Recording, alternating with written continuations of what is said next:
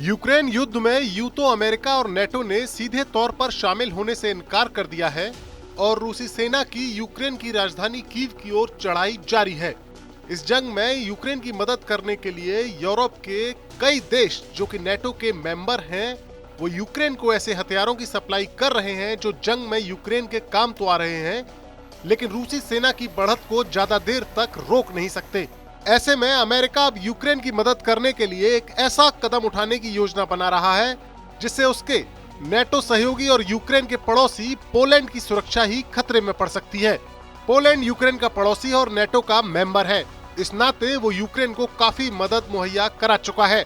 लेकिन अब यूक्रेन के राष्ट्रपति जेलेंस्की ने अमेरिका से एक ऐसी मदद मांगी है जिसे पोलैंड ही पूरी कर सकता है, लेकिन ऐसा करने पर उसके खुद के कुर्बान होने की आशंका बढ़ जाएगी। यूक्रेन युद्ध के इस खास एंगल को हम आपको विस्तार से समझाते हैं। दरअसल इस जंग में यूक्रेन को इस वक्त फाइटर जेट्स की सख्त जरूरत है। जंग से पहले यूक्रेन के पास कुल 98 फाइटर जेट्स थे, जिसमें 43 मिग-29 थे और 17 Su-25 थे। रूसी हमले में इनमें से काफी विमान नष्ट हो गए। अब जेलेंस्की चाहते हैं कि उनकी फौज को स्टिंगर और जेवलिन जैसे रक्षात्मक हथियारों के अलावा फाइटर जेट्स भी दिए जाएं, ताकि वो रूस की एयरफोर्स का सामना कर सकें। 5 मार्च को जेलेंस्की ने अमेरिका के सांसदों के साथ हुई बातचीत में इसकी अपील भी की, लेकिन यूक्रेन को फाइटर जेट्स देना बहुत मुश्किल काम है, क्योंकि यूक्रेन सोवियत संघ का हिस्सा रहा है और उसके पायलट्स को F-16 जैसे अमेरिकी जेट्स को ऑपरेट करना सिखाने में महीनों लग जाएंगे। और अब इस पिक्चर में एंट्री होती है पोलैंड की। पोलैंड कोल्ड वॉर के दिनों में सोवियत संघ का सहयोगी था और उसकी फ्लीट में 23 मिग-29 फाइटर जेट्स अब भी मौजूद हैं। जेलेंस्की चाहते हैं कि ये फ्लीट पोलैंड उनकी एयरफोर्स को सौंप दे, जिसके एवज में अमेरिका पोलैंड को F-16 जेट्स देने की बात कर रहा है।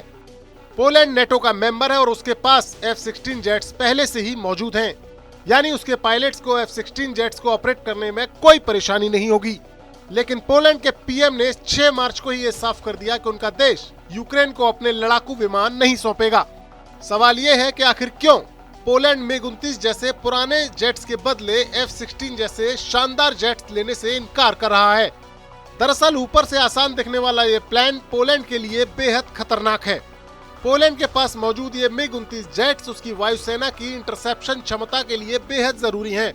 उसे पता है कि अमेरिका के पास इस वक्त F-16 का जो स्टॉक है वो उसे ताइवान को भेजना है, यानी इस डील में पोलैंड को पुराने F-16 जेट्स ही मिलेंगे, जिन्हें ऑपरेट करने में उसे परेशानी तो होगी ही, साथ ही उनकी क्षमता भी कम होगी।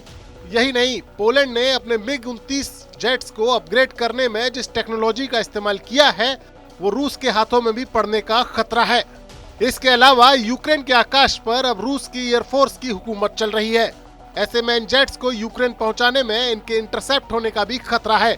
और सबसे बड़ी बात, इन जेट्स को यूक्रेन पहुंचाते वक्त अगर रूसी वायुसेना से झड़प होती है तो पोलैंड पर रूसी हमले का खतरा भी बढ़ जाएगा, यानी पोलैंड पुतिन के गुस्से का शिकार बन सकता है।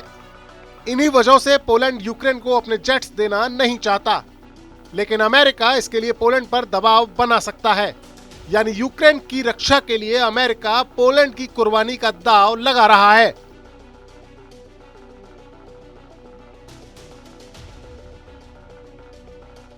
परवाह देश की, सोमवार से शुक्रवार रात 10 बजे TV9 भारतवर्ष पर।